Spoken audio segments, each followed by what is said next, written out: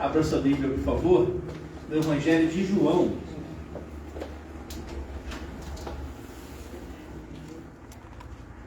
Capítulo 9.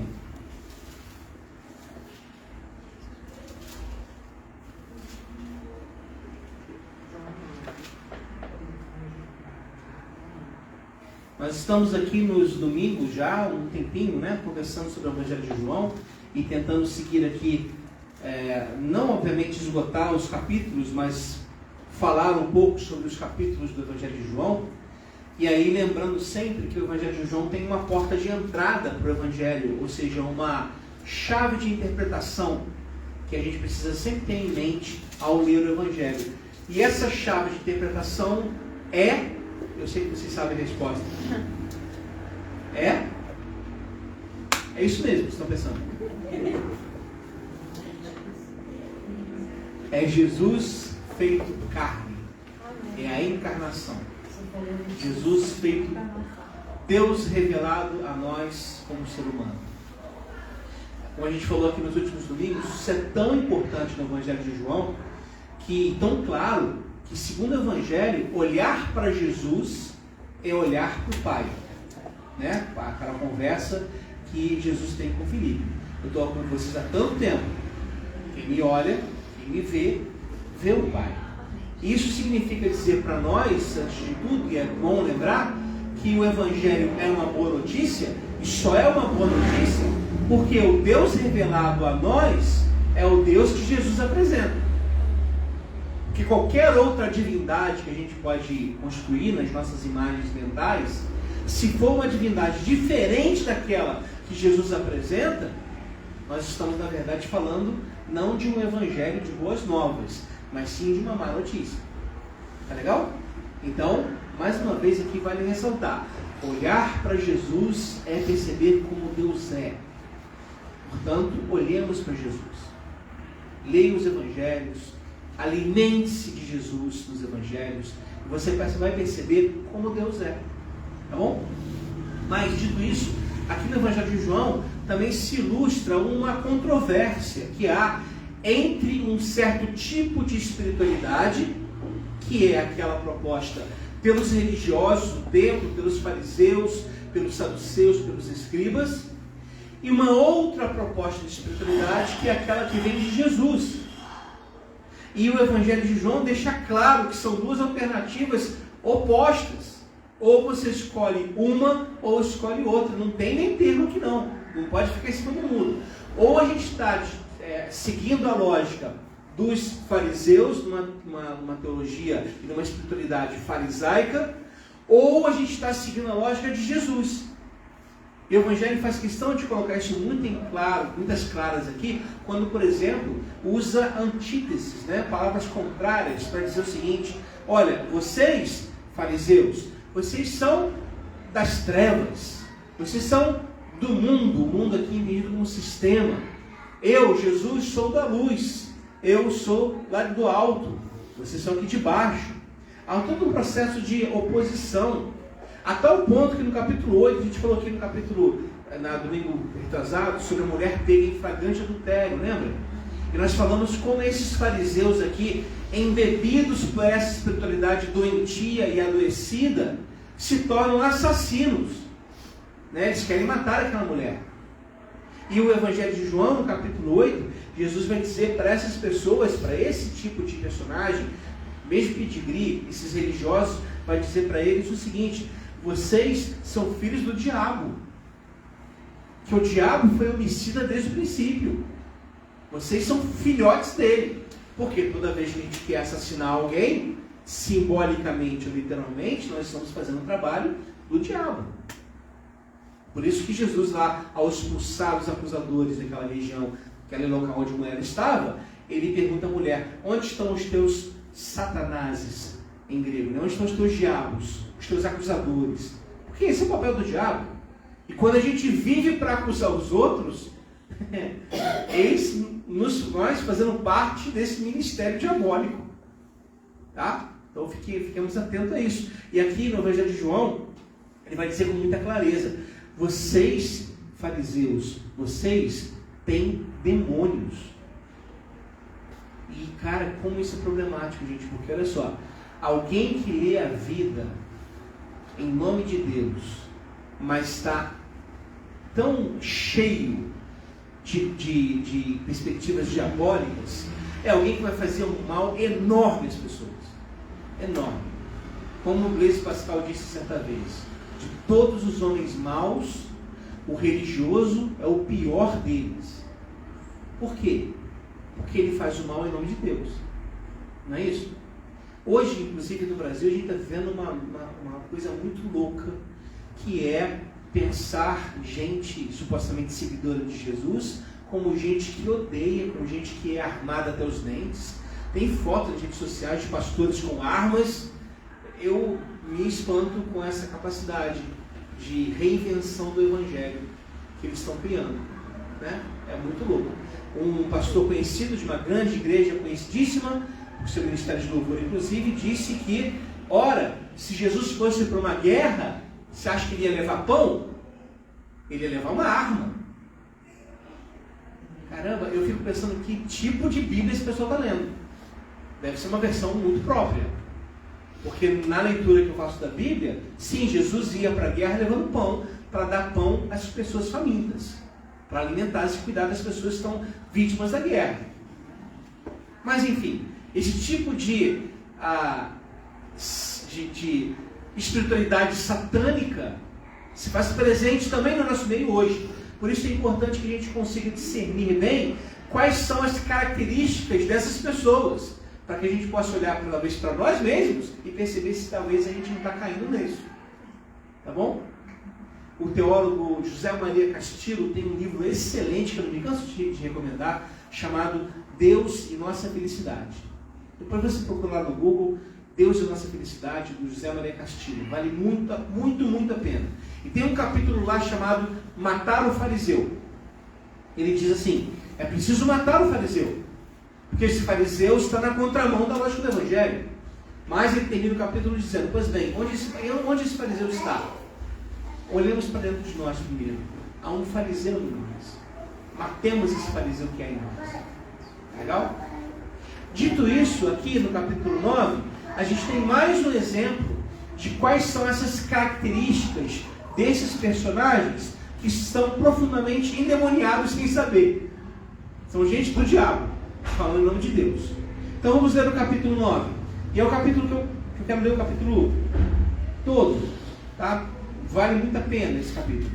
Diz assim: caminhando Jesus viu um homem cego de nascença. Os seus discípulos perguntaram, mestre, quem pecou, este ou seus pais, para que nascesse cego? Respondeu Jesus, nem ele pecou, nem seus pais, mas foi para que se manifestem nele as obras de Deus. É necessário que façamos as obras daquele que me enviou enquanto é dia. A noite vem quando ninguém pode trabalhar. Enquanto estou no mundo, sou a luz do mundo.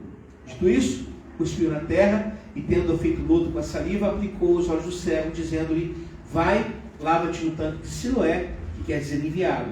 Ele foi, lavou-se e voltou vendo. Então os vizinhos, os que antes o conheciam de vista como mendigo, perguntavam, não é este que estava sentado pedindo esmolas? Uns diziam, é ele, outros não, mas se parece com ele. Ele mesmo, porém, dizia, sou eu. Perguntaram-lhe, pois, como te foram abertos os olhos? Respondeu ele, o homem chamado Jesus fez lodo, untou-me os olhos e disse-me, vai ao tanque de Siloé e lava-te. Então fui, lavei-me e estou vendo. Disseram-lhe, pois, onde está ele? Respondeu, não sei. Levaram, pois, aos fariseus o que dantes fora cego. E era sábado, o dia em que Jesus fez o lodo e lhe abriu os olhos. Então os fariseus, por sua vez, lhe perguntaram como chegar a ver. Ao que lhes respondeu, aplicou lodo aos meus olhos, lavei-me e estou vendo. Por isso alguns dos fariseus diziam, esse homem não é de Deus, porque não guarda o sábado. Diziam outros, como pode um homem pecador fazer tamanhos sinais? E houve dissensão entre eles. De novo perguntaram ao cego, que dizes tu a respeito dele, visto que te abriu os olhos? Ele respondeu, que é profeta. Não acreditaram os judeus que ele fora cego, que agora via, enquanto não chamaram os pais. E os interrogaram, é este o vosso filho de quem dizes que nasceu cego? Como, pois, vê agora? Então os pais responderam, sabemos que esse é o nosso filho que nasceu cego. mas não sabemos como vê agora, ou quem lhe abriu os olhos também não sabemos. Perguntai a ele, idade tem, falará de si mesmo. Isso disseram seus pais porque estavam com medo dos judeus, pois estes já haviam assentado que se alguém confessasse ser Jesus o Cristo, fosse expulso da sinagoga. Por isso é que eles disseram aos pais, ele idade tem, interrogai-o. Então chamaram pela segunda vez o homem que fora cego e lhe disseram, dá glória a Deus, nós sabemos que esse homem é pecador. Ele retrucou, se é pecador não sei, uma coisa eu sei, eu era cego e agora vejo. Eu acho esse versículo tão legal, gente. Esse diálogo é todo muito lindo, mas esse versículo aqui, eu não sei se é pecador ou não, mas uma coisa eu sei, eu era cego e agora vejo. Aí continuando, perguntaram depois, que te fez ele, como te abriu os olhos? Ele respondeu, já vos disse, não atendestes. Por que quereis ouvir outra vez? Porventura quereis vós também tornar-se seus discípulos? Legal esse discípulo. Então o injuriaram e lhe disseram, discípulo dele és tu, mas nós somos discípulos de Moisés. Sabemos que Deus falou a Moisés, mas este nem sabemos de onde é. Respondeu-lhe o homem, nisso é de estranhar que vós não sabais de onde ele é, e contudo me abriu os olhos. Sabemos que Deus não atende a pecadores, mas pelo contrário, se alguém teme a Deus e pratica a sua vontade, a este atende. Desde que há mundo, jamais se ouviu que alguém tenha aberto os olhos a um cego de nascença. Se esse homem não fosse de Deus, nada poderia ter feito. Mas eles retrucaram, tu és nascido todo em pecado e nos ensina a nós? E o expulsaram. Ouvindo Jesus, que o tinha expulsado, encontrando-lhe, perguntou, crês tu no Filho do Homem? Ele respondeu e disse, quem é, Senhor, para que eu nele creia? E Jesus lhe disse, já o tens visto, e é o que fala contigo. Então afirmou ele, creio, Senhor, e o adorou. Prosseguiu Jesus, eu vim a esse mundo para juízo, a fim de que os que não veem, vejam, e os que veem se tornem cegos. Alguns dentre os fariseus que estavam perto dele perguntaram-lhe, acaso também nós somos cegos? Respondeu Jesus, se fosseis cegos, não teríeis pecado algum, mas porque agora dizeis nós vemos, subsiste o vosso pecado. O texto continua no capítulo 10, que a gente vai falar no domingo que vem, mas fica o dever de casa para você ler o capítulo 10. O dever de casa é esse que eu sei que você nunca faz, mas eu tenho fé que você fará um dia. Mas esse discurso que a gente leu aqui, esse capítulo 9, por si só, já é suficiente para a gente encerrar o culto. Porque está tudo claro aqui, não é? Quais são as características desses fariseus aqui que propõem essa espiritualidade adoecida? Bom, lendo o texto, a primeira característica que surge é que eles são insensíveis ao sofrimento dos outros. Porque o cego, enquanto permanece cego, não cria nenhum problema para ninguém. O cego vira um problema quando é curado, quando ele vê. E quando está cego, está lá, está próximo ali, virou um ponto de referência na praça. Alguém chegava e perguntava, para onde é o templo? Simples, está vendo aquele cego parado ali? Passa por ele, dobra a direita. Pronto. É isso. Nem a família do cego conhece bem, né? Não quer ter relações com ele. Os vizinhos o conhecem de vista. Tanto que, gente, o que muda numa pessoa cega que passa a ver? Fisicamente falando? Nada. Mas os vizinhos não conhecem agora o cego curado. Não é? Caramba, ele não é? Por quê? Porque conhece de vista. Esse sujeito, esse cego, está na periferia. Está jogado à parte. E os religiosos, os fariseus, não o enxergam. Não tem nenhuma preocupação com ele. Ele só se torna um problema teológico quando é curado no sábado por Jesus. Que aí levam ele, tem que conversar com ele e tudo mais. Entende? Então a primeira característica desses espirituais endemoniados é que, para eles, os que sofrem são pessoas invisibilizadas. Eles não enxergam. Eles passam direto para o céu, não enxergam. Ok? Segunda característica desses personagens que a gente pode afirmar a partir desse texto é que eles estão muito mais preocupados com a legislação do que com o bem-estar de alguém. Não é isso? Qual o problema aqui teológico para os fariseus? que Jesus curou esse cego, mas curou no dia de sábado. E aí é o problema. Se curou no sábado, não pode ser de Deus.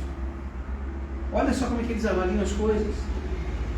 Qual é a perspectiva aqui? Para eles, a doutrina é mais importante do que a vida. Eu sou professor de teologia, estou falando contra o meu ganha-pão. Mas Mário Quintana estava certo ao dizer que o caminho mais longo para se chegar até Deus é a teologia. Porque quando a gente corre o risco de doutrinar Deus, de colocá-lo em pacotes fechados de interpretação moralista, dogmática. E aí a gente perde de vista esse Deus que faz graça, que se mostra gracioso em dia de sábado. Entende? Aqui na narrativa, para Jesus, não importa que seja sábado, importa que tenha alguém sofrendo. E aí ele cura essa pessoa. Para Jesus importa mais o bem-estar de alguém do que a preservação da doutrina a todo custo. Mas para fariseu não. Mais ainda, esses fariseus aqui, eles só conseguem crer nos profetas que já morreram. Eles falam que são filhos de Moisés, os profetas passados, mas são incapazes de perceber o profeta diante deles, que é o próprio Cristo. Eles valorizam o passado como passado. Por quê? Porque os profetas passados não estão vivos para falar contra a gente.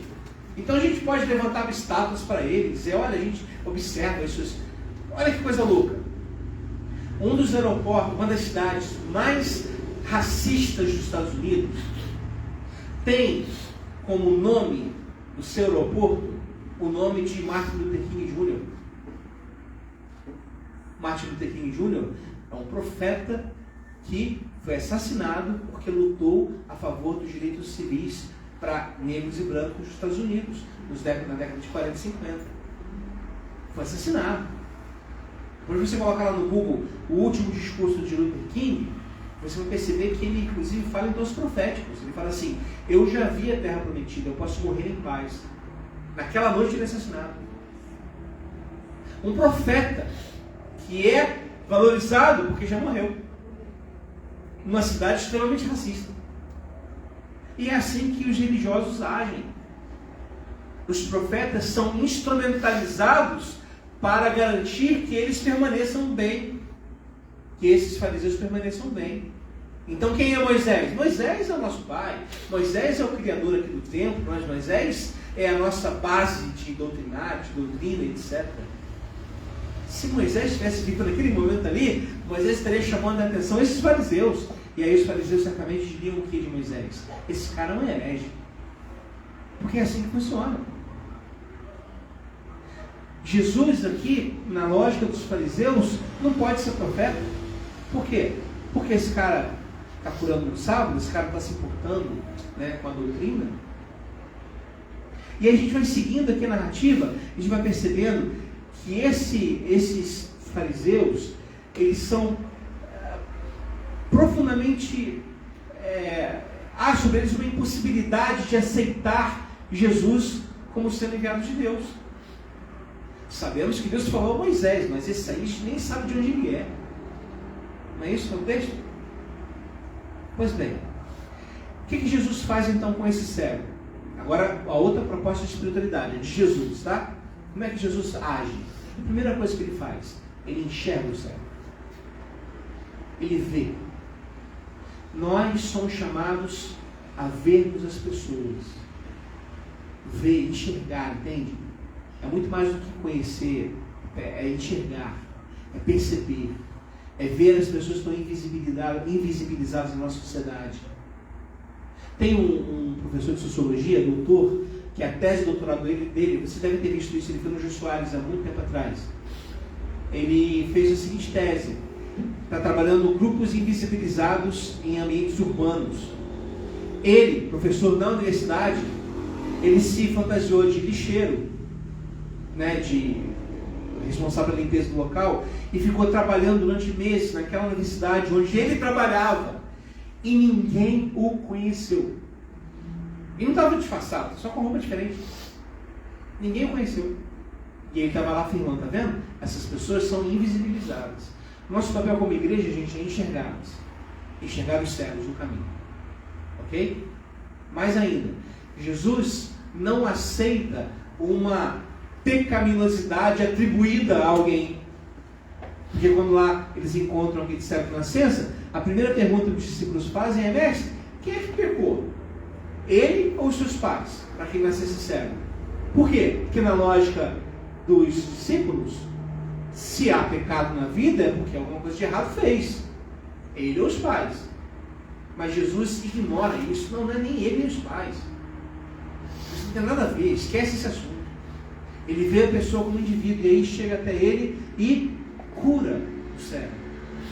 Enxerga e o cura. E mais ainda, Jesus se revela ao cego. Mas onde? Olha só no versículo 34. Eles retrucaram: tu és nascido todo em pecado e nos ensina a nós? E o expulsaram. O expulsaram da onde? Daquele lugar religioso, onde os fariseus estavam. Seja o templo, seja a sinagoga, foi expulso de lá. E uma vez expulso, olha, ouvindo Jesus que o tinham expulsado, encontrando, lhe perguntou: crês no Filho do Homem? Creia, quem é, Senhor, para que eu nele creia? Já o tenho visto e é ele que fala contigo. Jesus se revela a esse homem, a sua própria identidade, fora dos ambientes religiosos. Gente, olha que legal. Que legal. Jesus não está preso a espaços religiosos. Jesus não está preso ao espaço da igreja. Isso aqui não é uma prisão para Deus. É muito bom que a gente esteja aqui em comunhão para conversarmos juntos, para trocarmos ideia, para aprender juntos sobre o texto. É muito bom essa comunhão, é muito boa. Mas aqui não é um lugar onde encontramos Deus apenas aqui. Jesus não está aqui muitas vezes, espero que esteja, né? Mas ele não está nos templos. Ele está em outros espaços também. Ele se revela fora dos templos. Hoje, você já ouviu falar de um grande número de desigrejados? Já ouviu falar? Gente que não quer saber de igreja. Muitas pessoas acham que esses desigrejados, o número tem aumentado muito no Brasil ultimamente. Muitas pessoas acham que esses desigrejados são um bando de ateus, por exemplo, que não creem em Deus. Não tem nada a ver. Eles só não creem na igreja mais. Por quê? Porque perceberam que a instituição religiosa, muitas vezes, trai a lógica de Jesus. Perceberam que muitas vezes a igreja se tornou esse espaço farisaico aqui. Aí eles saem porque não suportam, porque são feridos lá, porque são machucados, porque não encontram Jesus lá. E saem. Essas pessoas talvez estejam revelando para a gente uma espiritualidade que ultrapassa as fronteiras das igrejas, né, que acontece fora de igreja. Tá claro o que eu quero dizer aqui? Obviamente eu quero que vocês continuem vindo na igreja, né? É importante a gente estar aqui. Embora no fundo eu preferia estar dormindo. Estou brincando, gente, estou brincando. Uma parte de mim está brincando. A outra parte fala um pouco sério. Mas tem outras coisas para fazer. Olha, você tem que estar frio hoje, né? Mas um dia bonito desse, podia estar passeando, né? Podia estar viajando, ou vendo série na televisão. Um monte de coisa para fazer. Nós estamos aqui. Por que estamos aqui? Ah, porque se nós não viermos aqui, Deus nos castiga. É isso? Não, claro que não. Claro que não. Se você não está aqui no domingo, só faz deixar mais saudade para o próximo domingo. E é claro que a gente se preocupa. Puxa vida, cadê o irmão e irmã que não está vindo na igreja, né? Mas por quê? Não é porque preocupados com a sua espiritualidade, que está se afastando de Deus. Não, nada a ver. É preocupado porque a gente gosta de estar junto. É isso. Então se revela aqui uma espiritualidade que acontece para fora do templo. E mais ainda, uma espiritualidade que revela que nessa história toda aqui, quem não enxerga, na verdade, é quem? São os fariseus. Eu vim a esse mundo para juízo, a fim de que os que não veem, vejam, e os que veem se tornem cegos. Alguns dos fariseus que estavam perto dele perguntaram-lhe: acaso também nós somos cegos? É isso. E aí Jesus teria dito, se aquela cruz serviu?